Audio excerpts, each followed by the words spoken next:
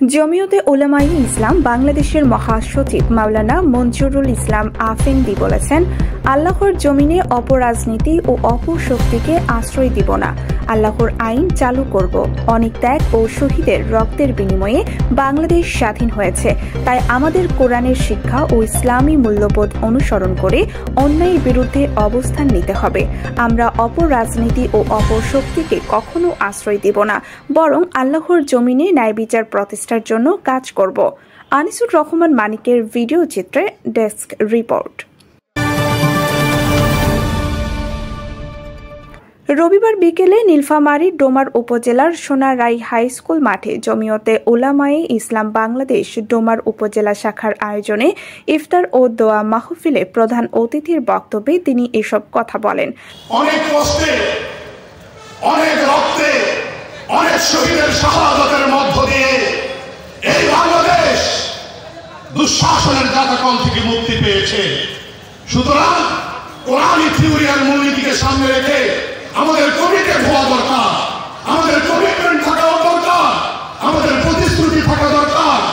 আমরা অপরাজনীতিকে সরকার দেব না, আমরা অন্যায়কে সরকার দেব না, আমরা কোন অপশক্তিকে সরকার দেব না।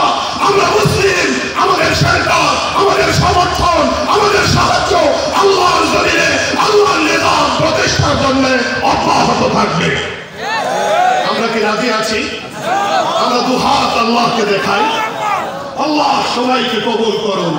ডোমার কেন্দ্রীয় জামে মসজিদের ইমাম ও খতিব আলহাজ মুফতি মাহমুদ বিন আলম এর সভাপতিত্বে আমেরিকা প্রবাসী ইঞ্জিনিয়ার জাহিদুল ইসলাম মুন, ডোমার থানার অফিসার ইনচার্জ আরিফুল ইসলাম, জমিয়তে উলামায়ে ইসলাম নীলফামারী জেলা শাখার সভাপতি মাওলানা ইসমাইল হোসাইন রিয়াজি, সহসভাপতি মাওলানা রেজাউল করিম, সাধারণ সম্পাদক মাওলানা আবদুল্লাহ মঞ্জুর, ডোমার পৌর বিএনপির সভাপতি আনিসুর রহমান আনু, সাধারণ সম্পাদক মোজাফফর আলী, ডোমার উপজেলা জমিয়তের সভাপতি মাওলানা ফজলুর রহমান, যুবনেতা জাহিদুল ইসলাম, হাফেজ জাহিদ হাসান সহ ইফতার মাহফিলে স্থানীয় ধর্মীয় নেতা, রাজনৈতিক ব্যক্তিত্ব, শিক্ষাবিদ, সাংবাদিক ও ব্যবসায়ী সহ নানা শ্রেণী পেশার মানুষ অংশগ্রহণ করেন। আলহামদুলিল্লাহ, সমষ্টিগতভাবে এই কথাগুলোকে একত্রিত এক জায়গায় এক স্থান থেকে এক আওয়াজে সকলের কাছে পৌঁছে দেবে এই আশা ব্যক্ত করে আমি এখানে আসি কথা বলার জন্য, আপনাদের কাছে দোয়া নেওয়ার জন্য।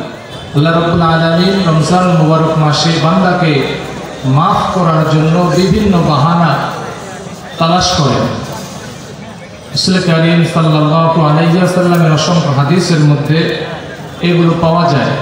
এক হাদিসের মধ্যে রাসূল কারীম সাল্লাল্লাহু আলাইহি ওয়াসাল্লাম বলেছেন, মান সামা রমাযানা ঈমানান ওয়া ইহতিসাবান গুফিরা লাহু মা তাকদ্দামা মিন যামবি।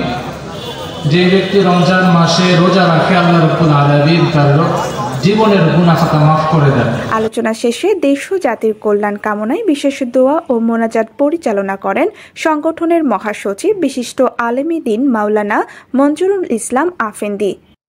ربنا آتنا في الدنيا حسنة وفي الآخرة حسنة وقنا عذاب النار اللهم تقبلنا بقبول حسن আয় আল্লাহ, আয় রহমান, আমাদের দোয়া কবুল করে নাও, আমাদের রোজা কবুল করে নাও, আমাদের সাধনা কবুল করে নাও। এই পবিত্র মাসের বাকি দিনগুলোতে, রাতগুলোতে আমাদেরকে আরো বেশি নেক আমলের দিকে মনোযোগী হওয়ার তৌফিক দান করো। আল্লাহ, আমাদের এলাকার যে সমস্ত মুরব্বীগণ নারী কিংবা পুরুষ আমাদের ছেড়ে চলে গেছেন, তোমার ডাকে সাড়া দিয়ে পরপরে পাড়ি জমিয়েছেন, আল্লাহ সকলকে তুমি জান্নাতের মেহমান বানিয়ে দাও, সকলের কবরের আযাব মাফ করে দাও। যারা জীবিত আছেন তাদের হায়াতের বরকত দান করো। এই মৌলিক জায়গায় আল্লাহ আমাদের সবাইকে এক কাতারে মিল পাওয়ার তৌফিক দান করো। আল্লাহ আমাদেরকে নেক কাজের তৌফিক দান করো। সুবহান রাব্বিকা রাব্বিল ইজ্জাতি আম্মা ইয়াসিফুন ওয়া সালামুন আলাল মুরসালিন ওয়ালহামদুলিল্লাহি রাব্বিল আলামিন। প্রতিবেদন আনিসুর রহমান মানিক, শালুকি নিউজ 24।